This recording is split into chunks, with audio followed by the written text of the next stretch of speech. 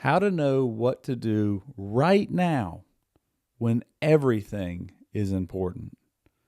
This is a great question. This is a question that I get asked and I have people talk about, and I have that sense of anxiety that builds up when people are talking to me and they're like, David, what do I do right now? How do I know where to start? In this episode, we're going to talk about what to do right now, where to start, and how you can create a plan to be successful. Let's jump in.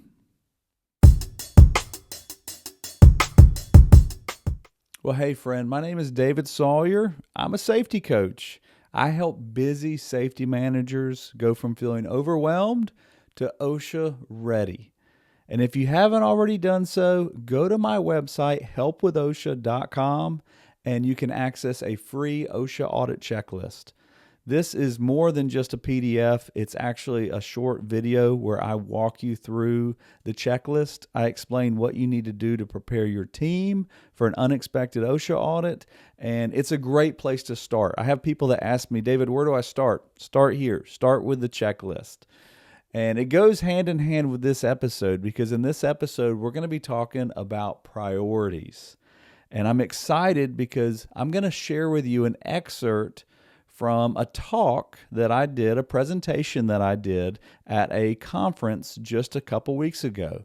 And I did the talk at the conference, and it covered a lot of information. But I took this excerpt from the presentation, and I wanted to share it with you today because in this excerpt, I talk about the 80-20 safety rule. And this is one of the foundational concepts that I teach my clients when I'm explaining how to manage safety and really where to start and how to prioritize. I talk about the 80-20 safety rule. So I'm going to share this clip with you. I'll follow up with you on the backside, and we'll unpack some of the details. Secret number 2, how to know what to do right now when everything is important. If you got a to-do list that is a mile long, you're a safety manager, right? Remember the old thing, you might be a redneck if? You might be a safety manager. If you've got a long list of things to do, you might be a safety manager. So how do I know what to do next? What to do right now? Well, we're talking about food, and at Chick-fil-A, they sell a lot of number ones, right? Think of what the number one combo meal is at Chick-fil-A. It's a Chick-fil-A sandwich. They sell a lot of Chick-fil-A sandwiches at Chick-fil-A. In fact, if you looked at their menu, they probably sell more Chick-fil-A sandwiches than anything else. More than the wraps, more than the salads, even more than the chicken nuggets. That is their bread and butter. That's why it's number one on the menu. Chick-fil-A sandwich, fries, and a drink. That is their bread and butter. I would say they get most of their profits from that one item on the menu. There's something in business called the 80-20 rule. When I was in business school, they taught us this. In sales and marketing, they talk about the 80-20 rule. And what it means is, essentially, if you have 100% of your effort right here, 20% of the effort that you give is going to account for 80% of the results you get. So 80% of the effort you put in accounts for the other 20%. Let me explain that in terms of chicken sandwiches. At Chick-fil-A, roughly 80% of their profit is going to come from 20% of their menu. So if you look at the Chick-fil-A menu, 80% of the profit is going to come from 20% of the menu items. You know what's going to be on that 20%? Chick-fil-A sandwiches, right? Probably chicken nuggets too. And then the rest of them, the wraps, the salads, the spicy chicken, all this other stuff, that's going to be the other 80% of the menu, and it's going to account for 20% of the results. David, what does this have to do with safety? The same is true with safety. When you are managing safety, 20% of the hazards at your organization, at your facility, 20% of the hazards are going to cause 80% of the injuries. So what that means is, if I work in a facility where I've got a lot of people that are working with chemicals. When I was building boats, we had lots of chemicals. We had gel coat, we had acetone, we had catalyst, we had all sorts of things to make composite fiberglass parts. Those chemicals accounted for most of the hazards we had. We had to have respirators, we had to have PPE, we had to have face protection, we had to have eye wash stations because of the chemicals. Did we have any confined space hazards? No. Did we have any fall protection hazards? Very slim. Most of our injuries, most of our hazards were going to come not from all the danger in the plant, but from the 20%, from the chemicals. So you got to ask yourself, where you're working, one of the best questions you can ask, how is somebody going to get hurt on the job? Now, I can go in deep on this, but there's different types of injuries that happen. There are catastrophic injuries, there's fatalities, there's hospitalizations, there's life-altering injuries. And then there's, I sprained my ankle, I hurt my wrist, right? I pinched my finger. Well, you might have 20 or 30 of these minor injuries, and then you have just one of the big ones.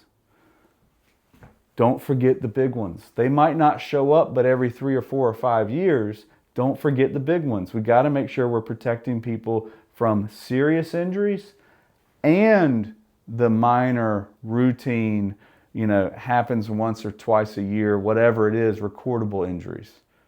But the question is the same. What is going to hurt someone? How do I know where my hazards are? The OSHA book has a lot of regulations. Hear me on this. They're not all equal. The OSHA book is not all equal. Think about your facility. If you don't have confined spaces, you don't got to worry about that one. If I don't have a lot, like at the boat building plant, we didn't have a lot of machines and equipment that had to be locked and tagged out. We had maybe 3 or 4. And they were operated by just a couple people, whereas we had over 100 people that were working with chemicals. Now that doesn't mean we ignore lockout, tag out, but where should we spend 80% of our time? With the chemicals. Okay? All right. Number 2, how do you know what to do right now when everything is important? You prioritize. Prioritize your hazards using the 80-20 safety rule. Look at your organization. How is somebody going to get hurt? Focus on the priorities. Safety managers are incredibly busy. You are busy. I know you're busy. Thank you for sticking with me this long. If you're in this and you're like, man, I'm in this, consider it. You don't have a time management problem. You have a priority problem. Safety managers that have 50 million things to do and don't know where to start, it's not about all the things you have to do. It's about prioritizing what to do first. What is going to make the biggest impact? What's going to actually prevent people from getting hurt? Focus on those. Focus on those. Wow. I am so glad you got to see that. I know it was me talking, but I get kind of pumped up just because I love speaking. I love training. It's one of the reasons I named my company Port City Training, because it's always been a passion of mine to actually communicate. So usually I'm sitting in a chair behind the mic, but it's nice to kind of be able to show you me up speaking, in a presentation style. Now, I mentioned a couple things in that video. One thing I mentioned was that not everything is equally important. I want to stress that because that gets overlooked. When people see the OSHA regulations, especially new safety managers, people new to safety, they get fed a lot of information They get told, oh, you need to be doing this and you need to be doing that. And when I used to work at this company, we always did this. And there can be a lot of good information, but there can also be some bad information mixed in there. You got to look at it through the lens of your organization. So the 80-20 rule, the safety rule, is so helpful to prioritize where you need to focus your attention. Now, I want to kind of unpack and talk about two things I discussed in that excerpt. We're talking about accidents. You need to ask, how is someone going to get hurt? And usually there's two different categories here. So let me kind of explain this because I want to make sure that we dial in on this. The first category is a catastrophic injury, a major injury. This is going to be a fatality. It's going to be an amputation. It's going to be a life-altering injury. When people look back on it in 10 years, it's going to be one of those, well, this is what it was like before I got hurt, and this is what it's like now. Big time, big injury, big time. And it also could be a fire, an explosion, something that causes, a major catastrophe at your facility. Could be a chemical reaction. These are the big ones. And if we are completely honest, they don't happen very often. And so they kind of are, they're on the periphery. They're on the outside, and we think about them, but we don't think about them very often. We kind of have that mindset, it's not going to happen here. It's not going to happen here. Let me just say, don't forget about the big ones, okay? When I get in front of a group of people and I'm explaining this concept of the 80-20 rule, I always ask, how is somebody going to get killed at your facility? What are the top 3 ways somebody could lose their life? And it might be a struck by accident. It might be somebody getting hit by a car or a truck in the parking lot. It might be a confined space accident where somebody goes in to rescue somebody that's in a confined space and we have multiple fatalities.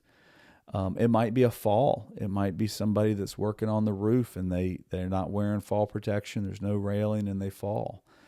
Now, none of those are things that I would say are common, but if you have the hazard, it could happen. It's a possibility. So what steps are being taken to make sure that is, while it's on the radar, we kind of talk about it periodically. We make sure that we're doing what we can, whether it's, a high-vis vest or better lighting for the struck by accident, whether it's confined space permits and training and inspections for the confined space, or whether it's fall protection training and making sure the harness is fit, making sure that we're doing inspections on, and make sure we're adding handrails where it's needed. So those are the big catastrophic injuries, right? Then you have the other side. You have the pendulum swings to the other side, and we go, okay, these are the things where we got an ergonomic issue. We got people complaining about their elbows and their shoulders. We got people that have smashed their fingers. We got, these are typically hand injuries or ergonomic injuries or minor, back injuries or trips and slips on the floor. Not that those can't be significant, but I'm thinking like a sprained ankle or, something like that.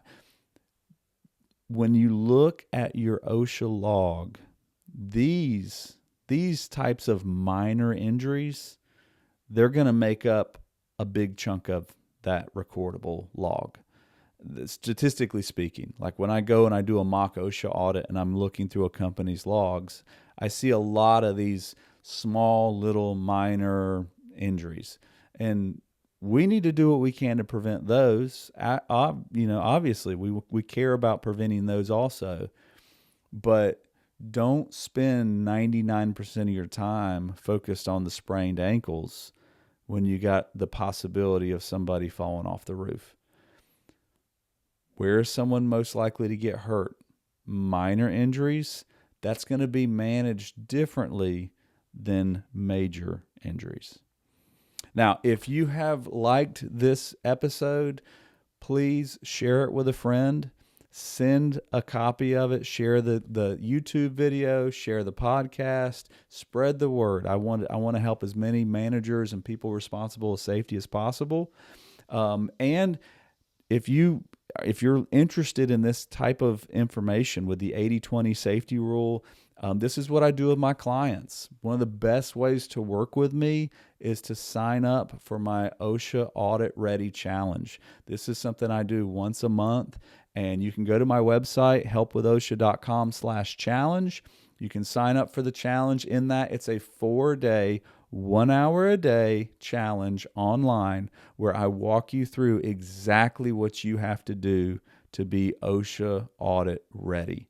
It is a great tool to be able to coach live in person. It's not a video. It's not a course. I mean, this is me and you talking shoulder to shoulder, eye to eye, going through your facility, your challenges, and what you can do to become OSHA audit ready.